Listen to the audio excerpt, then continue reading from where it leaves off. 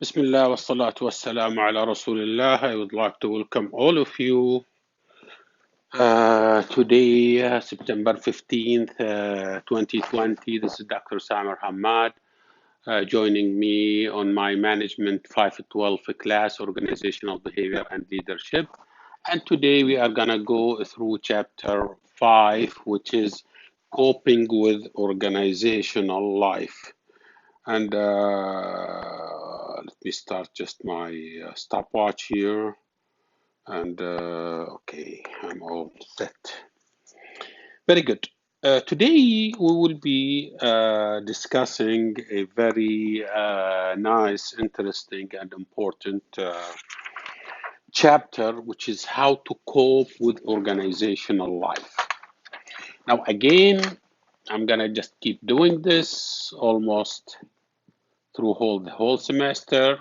We are having 3 level of analysis, and these 3 level of analysis for OB are personal and group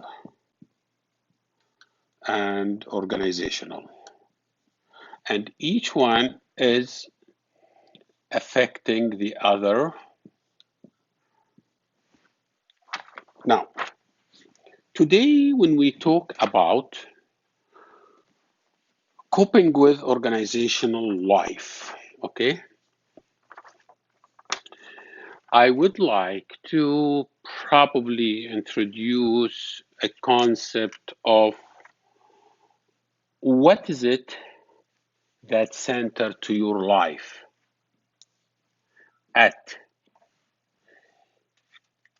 This is your life, and what is it that center to the organizational life? Organizational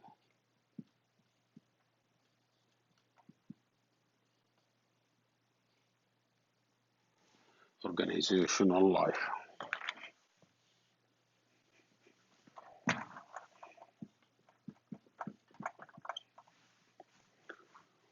What is it that center to you in terms of your life or the organizational life?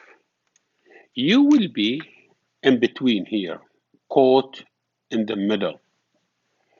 What type of person you are going to be? You will be more to the organization, or you will be more to your family or personal life. Along with that, okay, therefore, this is the kind of conflict that will happen of which side I am inclined to be more, with the organization or with the family life. For instance, I knew a friend who has so good, promoting so well. He studies with us at KFUPM, and he has high potential. Yet, he value his family life more. And one time I told him, you have good potential, you have such high grade, you could be a very good company man. He said, I don't like that. He has 4 or 5 kids and 2 or 3 daughters. He said, I would like to give the company what it takes, but I would like to enjoy my life. I told him, you are not interested to be higher in the hierarchy. He said, no, I'm not. Therefore, these philosophies, okay. On the other hand, I have a person, also a friend of mine, who grabbed his cup of coffee. He lived in a camp with the company, and Friday, 9 o'clock or 8 o'clock, he grab his coffee and he go to office. That's family. That's his family time. Therefore, people are either they live this type of philosophy, whether I live for my family, enjoy the life, or whether I live for the company. Does company knows? Yes, company knows what type of person you are. How do they know? They give you assignment, they give you some work, and they test your tolerance to what extent you are able to accept these. And they can, and they're fine if you are just would like to be with your family person, they're fine with that. You are doing the job, you still are doing great and well, but uh, the company is not a priority in your life. Okay. Now, this person will have emotions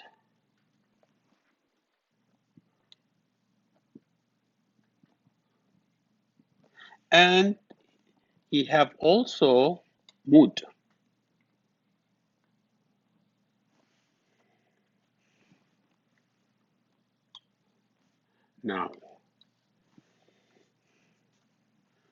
Now, emotions and mood will influence behavior.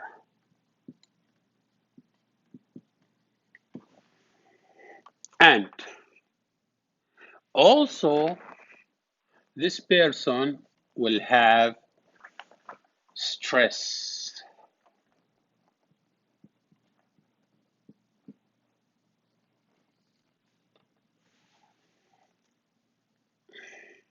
Now, what are the major causes for the stress and consequences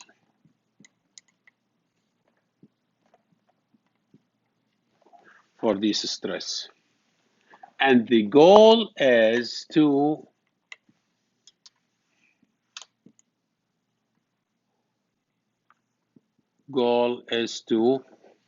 reduce the stress. Reduce stress. I'll put this in between.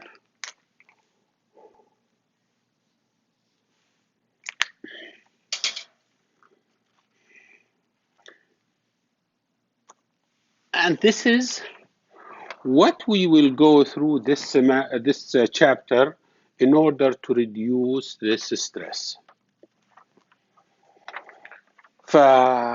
This is going to be a very interesting chapter, okay, of coping with organizational stress. Now, when we talk about emotions, okay, when we talked about emotions,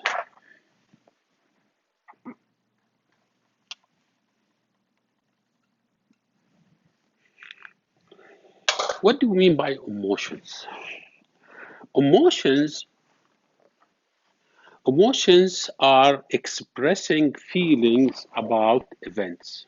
That's what emotion is.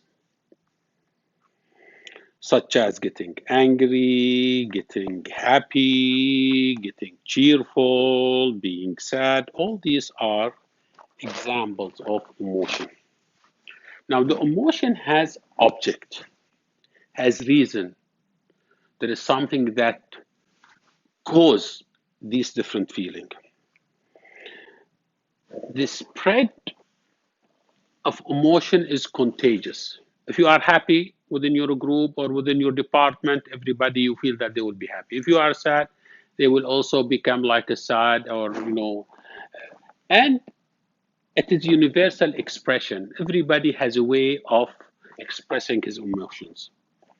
And culturally based display rule. It has culture or the culture determines when people as express their emotion. We express our emotion within the culture context. The display rule, as a result, is culture norms about the appropriate way to express emotions. For example, the Italians, okay, when they go and say goodbye to somebody in the airport, all the family goes. 2, 3, 4 cars. Just this, just the way they are. Italians, they are, they are yelling at one another in public. It's okay, okay? And you can take the same thing for the American, for the Saudis, for Chinese. Each one or each culture has display rules. Now, what type of emotions? We have two types, self-conscious emotions and social emotions. Self-conscious emotions is feeling within you, while the social emotions is feeling based on external factors. The self-conscious feeling is within, is like embarrassment, shame, guilt, pride, while the social emotions feelings based on external factors such as pity, envy, jealousy, and scorn.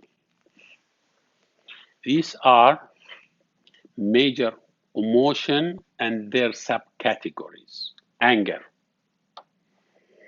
Their subcategories are disgust or disgusting, envy, irritation, rage, fear. Their subcategories are alarm, anxiety, joy, cheerfulness, enthrallment, optimism, pride, relief, zest, love, affection, longing, lust, sadness, disappointment, neglect, sadness, shame, suffering, sympathy. Surprise has no subcategories. Emotion sources, as we said, self-conscious emotions such as shame, guilt, pride, embarrassment. Social self-emotion, pity, example like pity, jealousy, envy, and scorn.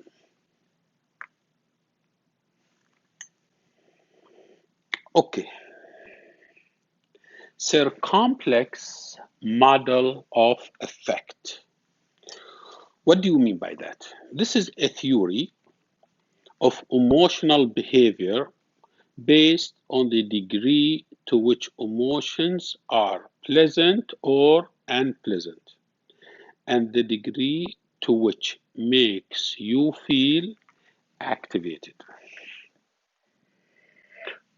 I want you through this theory to appreciate to what extent we can take this emotion and further subdivide it so that we know exactly emotion with each circumstances.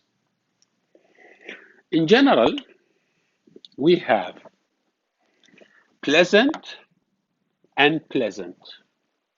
Pleasant like happy, cheerful, delighted, and pleasant, unhappy, sad, or gloomy.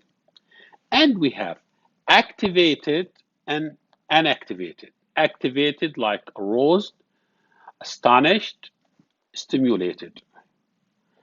Unactivated, quiet, tranquil, and still.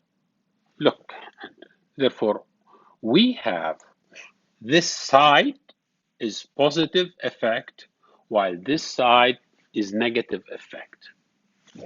And this has been divided to 4 quadrants, 1, 2, 3, 4, according to the feelings or the emotions between activated and the pleasant is they call it activated positive effort. Example, enthusiastic, elated, and excited.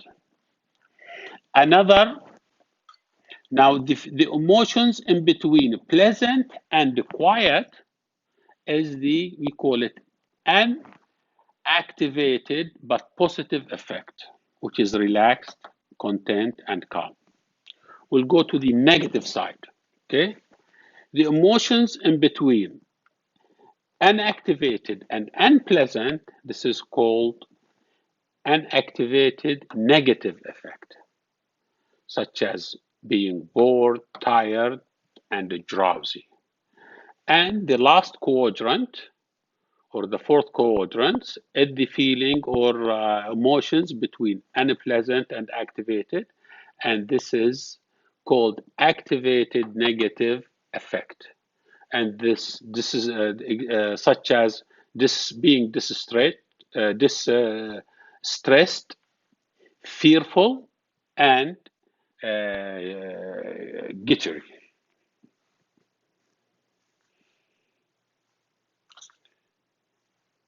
Okay. Now we talk about the moods. Okay. Mood, definition, status, and trait.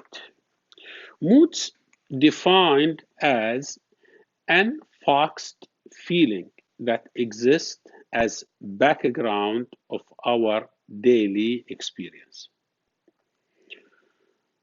For example, during the day, you could have a good mood or bad mood, or even you could have a mix of that. The focus, therefore, anger or sadness as you go through the day and you go through the experiences. Now, this is highly affected by your status. What are you? Who are you? Your degree, if you are a doctor, medical doctor, if you are a manager, if you are engineers, or if you didn't get any enough education. These are all affect your status. Whether you are high level manager, we are lower manager, whether you are a worker, okay? And the traits, what type of person you are, what are the type? Maybe you are a kind of calm person, or maybe you people are a person who are always anxious and excited, depending on these status of yourself and the traits. Now, the role of emotions and mood in organization. In other words, are happier people more successful on the job? The correlation between happy people and the success. You can see that affects the job. The answer is yes. If you are happier, you are more successful. And this has effect on job performance. Better jobs perform job more successfully and less likely to resign. And also there is a correlation between the income and between the happiness. Now, are happier people more successful on their job? And research shows that yes, they are. Job performance, okay, suggests that happy employee or happy CEO perform well and better than unhappy ones or employees or CEOs. Organizations with individuals, organization with happy individuals are more profitable. Example, Google's, okay? Good example of this. People in Google's, they just give them whatever they want. They have everything made it available for Google people just to come and work happily. Very interesting, okay? Happier people earn higher income. And research found in Germany and Russia, actually, they found that there is a higher correlation between happiness and income found among people in Germany and Russia. Same correlation found among Malaysian farmers. Therefore, these are all supported by study. Very good.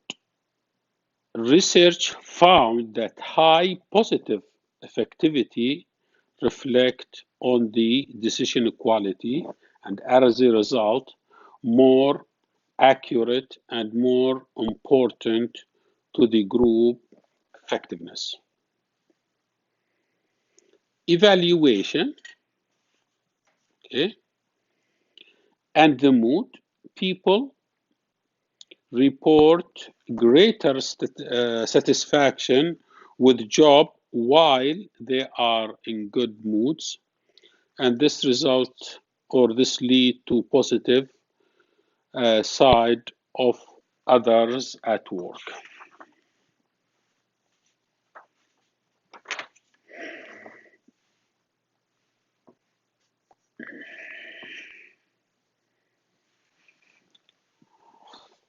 Happier work or happier worker, more successful. We have also distraction, less distraction, happy memories, decision quality is high, evaluation, I just talked about it, and cooperation. Now, happier workers are have less distraction at their work. Distraction considered distraction caused by stress. Memory, okay? Accuracy of short-term recalls. Mood is relating to memory in an interesting manner. For some reason, the research says that people who have a negative mood have a better short-term memory. That affects decision quality, evaluation, and cooperation with others. Accommodative processing, bottom up processing, okay, which is processing information with careful observations of what going around so you can respond to the situation appropriately. We have assimilative processing. The first one was accumulative processing. Accumulative from bottom up. Assimilative from top bottom. This is processing information relying on the knowledge you already have instead of taking in new information. In other words, memory is what we recall. Mood influences accuracy of what we recall. Mood impact the nature of what we recall. Being in positive mood helps recall positive things, and being in negative mood helps recall negative things. This is called mood congruences. Therefore, you are, by bringing positive or negative moods, will affect your emotions. Moods also affect cooperation with each other. And accordingly, we have this AET theory, affective event theory. This is where we have work environment, characteristic of the job demand, requirement for emotional labor. This will affect the work event, daily hustle or daily uplifts. And this eventually will result into positive emotional reactions or negative emotional reactions, and it will affect on the job reactions and eventually affect the job satisfaction and the job performance. However, this work environment affected by personal predisposition, affected by your personality and by the mood. Very interesting. Okay. Now, emotional labor that we discussed, okay, is psychological effort to hold back the true emotion, such as daily hassle, unpleasant event, put people in bad mood. Can you continue your work if you are in a bad mood? Sometimes, yes, you have. Sometimes you have no choice. But what if your colleagues or your boss always put you in a good mood? I remember a group of Aramco retirees. They made a small company, and I was attending their meeting as a consultant. And each time a meeting takes place, one of them bring donuts. He just bring it. Okay? It is very pleasant, cheerful, very, very, very nice. Maybe that they have it from Aramco with the American coffee. So this is what we mean by daily uplifts. Or you are having a boss who hassle you. What did you do? I was expecting that report, and so on and so forth. Okay. Therefore, this affects the mood. And accordingly, we have what we call, therefore, this is affecting the job satisfaction, emotional dishonest, emotional labor, and anger. Accordingly, we have anger management and organizational compassion. Emotional labor, we just discussed it, and we discussed daily hustle, and we discussed daily uplift, and we'll discuss now emotional dissonance. Emotional dissonance is inconsistency between emotions we feel and emotions we express. Sometimes we feel something, but we express differently. Anger is heightened of emotional arousal. Heightened of emotional arousal. Of emotional arousal, such as increased heart rate, rapid breathing, flushed face, mental block, and bad decisions. All these caused by a person, people, or and situation. And therefore, we have what we call anger management.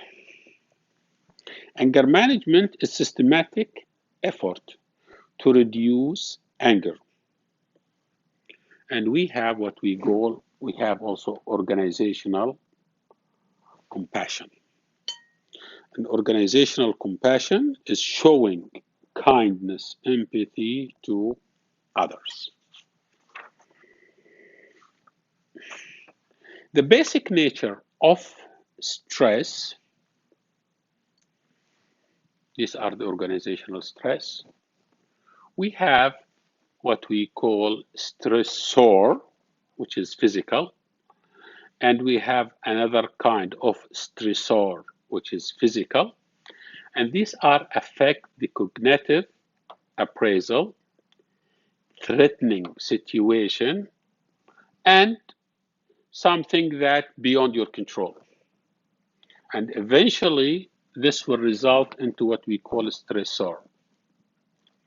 Now, this stressor is prolonged and exposure, and it could show itself as a strain, physiological, strain behavioral, and strain psychological. As a result, these will affect into adverse reaction, physical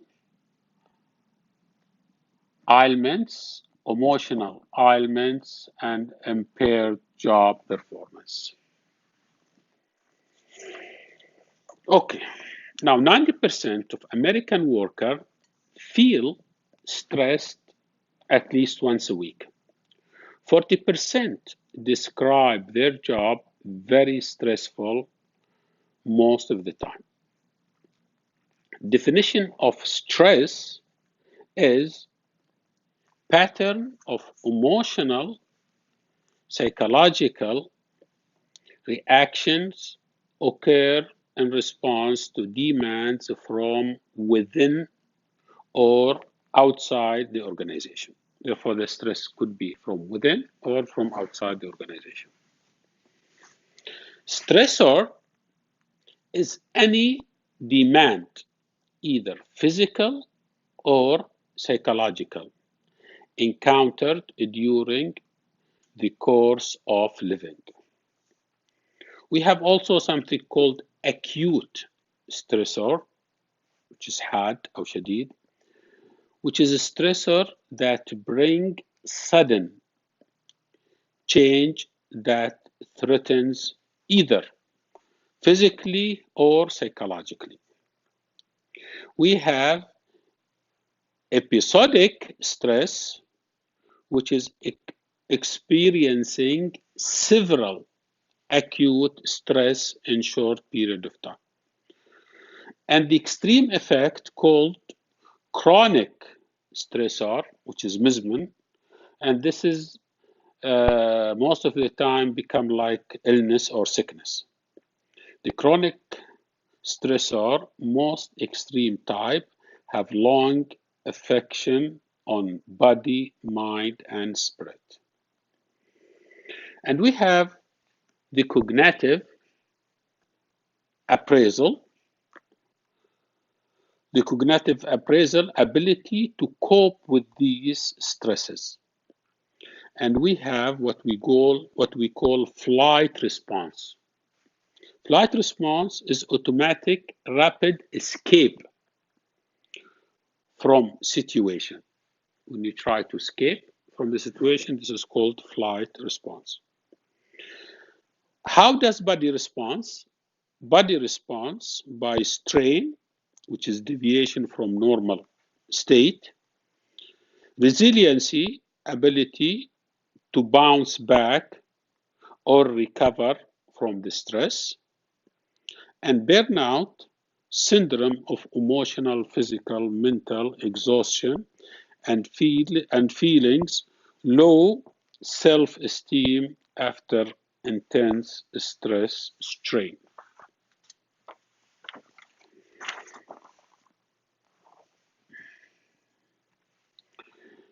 Organizational stress in the workplace.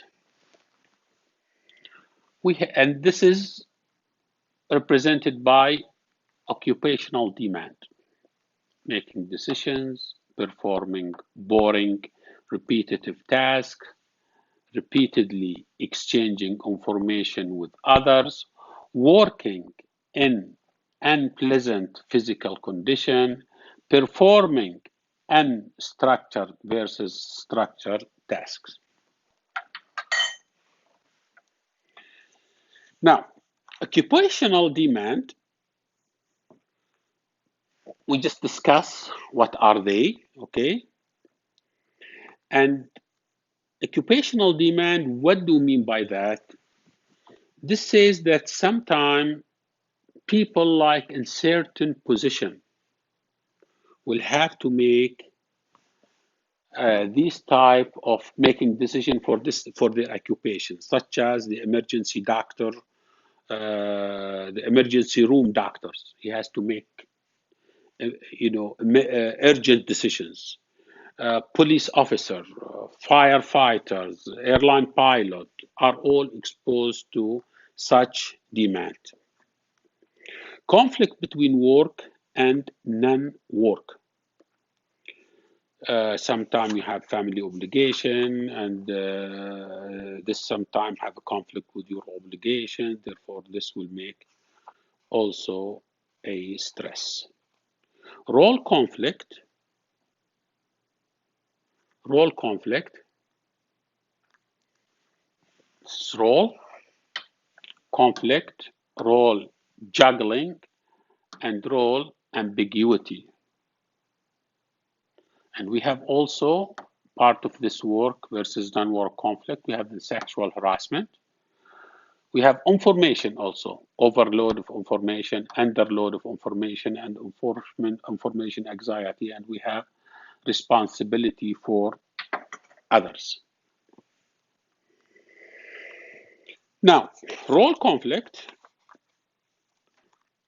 incompatibility between obligations. This is the role conflict. Role juggling, need to switch back and forth between demands for work, family. Again, what is it that center to your life, your family, or your work? Each one have their own stresses. Okay.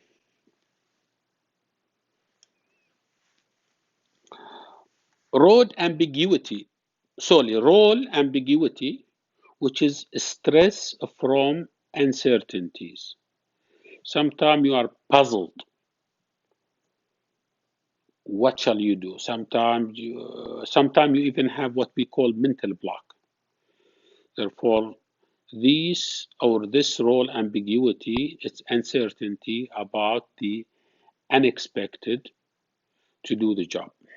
Sexual harassment, it's prevailing problem in work setting, and it is defined as unwanted contact or communication of a sexual nature against the woman in the work environment. Saudi Arabia passes a very, very strict rules regarding the sexual harassments, and very, very good ones. And they are enforceable. Now, information, sometimes you have too much information, overload, or too little information, underload. And sometimes some people, whenever they get this information, they get very anxious. They don't know how to deal, how to work with it, and they get so excited about it. Overload and underload of information will cause also stress. Information anxiety, pressure to store and process lots of information, responsibility for others is a heavy burden that also will cause stress. These are stresses that give us what we call negative effect. Very interesting slide. These are some alarming statistics about stress today. Now, talks that said recent statistics tell sobering story about the effect of stress today. In general, people are aware of the effect of the stress in their lives, but are still doing things that promote these stresses, creating dramatic cost in the workplace. For example, people feel the effects of stress. 40% feels their job are very stressful on extreme or extremely stressful. 36% feels used up at the end of the work day. 28% 28% work so hard they do not have a time or energy to spend with their families. 26% feels emotionally drained by their work. People are aware that they may be contributing to their own stress levels. 83% of people would prefer to have $10,000 per year raise rather than an extra hour per day at home.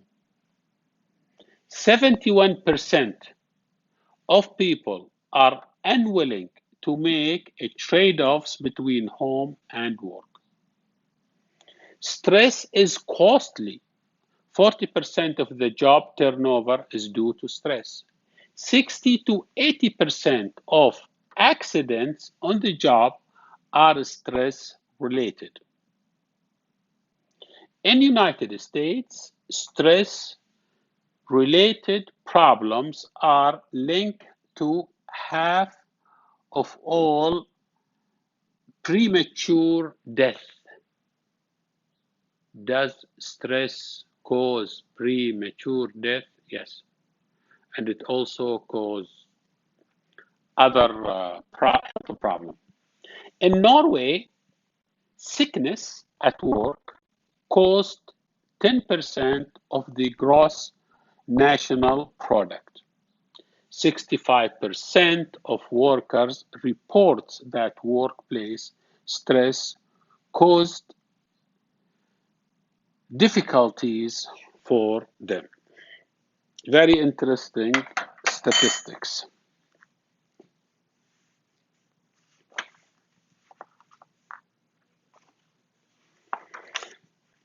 Therefore,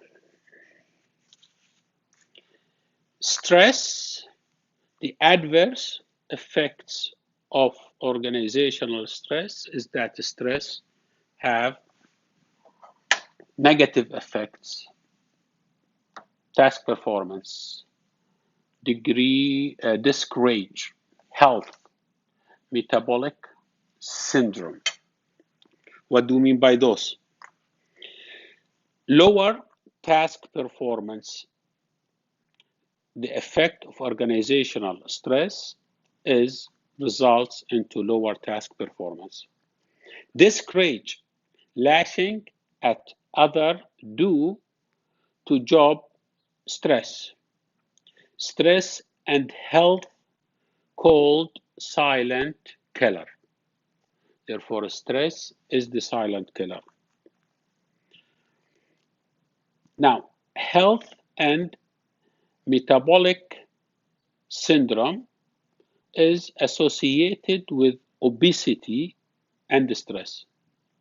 They found correlation between stress and obesity. Reducing the stress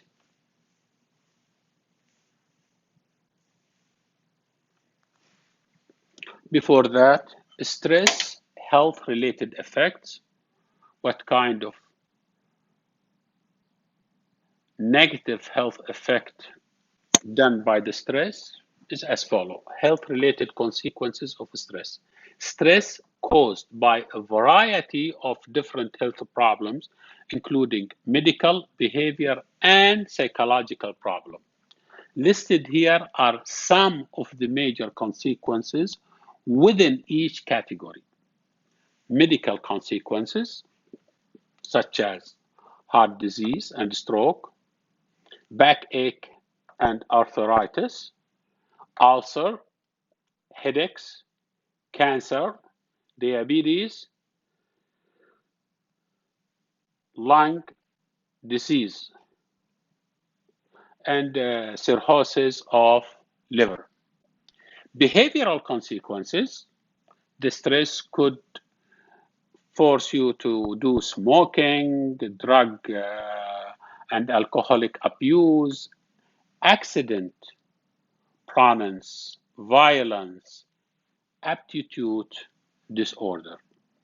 Psychological consequences: family conflict, sleep disorder or disturbance, sexual dysfunction, and depression.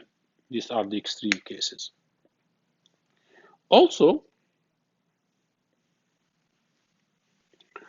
burnout, intense and intense and prolonged work-related stress will result into burnout, physical exhaustion, emotional exhaustion, and the uh,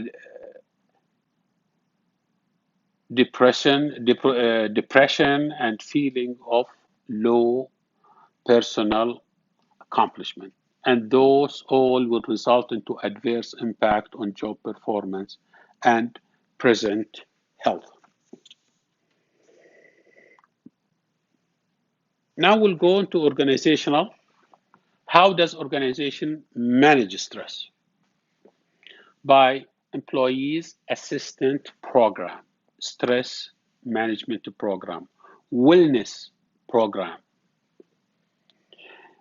presenteeism, we are going to discuss that, and managing time wisely, seek social support, eat healthier diet, be physically fit, relax and meditate, get a good night sleep. This is how to manage the stress by relaxing and meditation, getting a good night's sleep, avoiding inappropriate self-talk, and take a time out. Let me go over my last note to explain some of these concepts for you. Now, reducing stress, what can be done? Employees assist program, and this is a plan by employer provide assistance to avoid personal problem. We also have MAPS, which is Member Association Program. This is usually done or presented by the union. We have a stress management program, which is systematic effect to train employees in different techniques to be less stressful. And we have, as we discussed, wellness program, which is company-wide program to receive training regarding health issues. And we have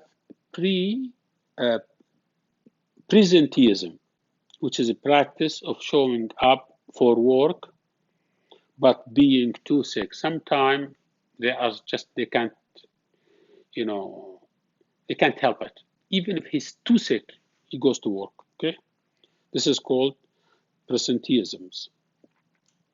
As we said, managing stress, managing time, seek social support, eat healthier food, physically fit, relax and meditate, learn how to clear your mind by meditation, take a good night's sleep, avoid inappropriate self-talk, and take time out or briefly delay in activities.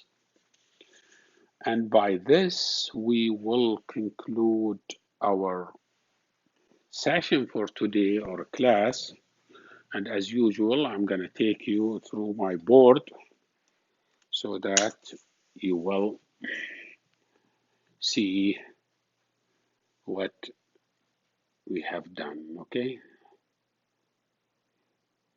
this is what we discuss. What is it that center to your life, and here you are in between, and this is your life, organizational life, and this is the emotion and the mood, and these are influence behavior and the stress. This is major causes and consequences. The goal is to reduce stress for this chapter. I want to thank you very much, and I will see you next class. You have a good day, good evening, good night.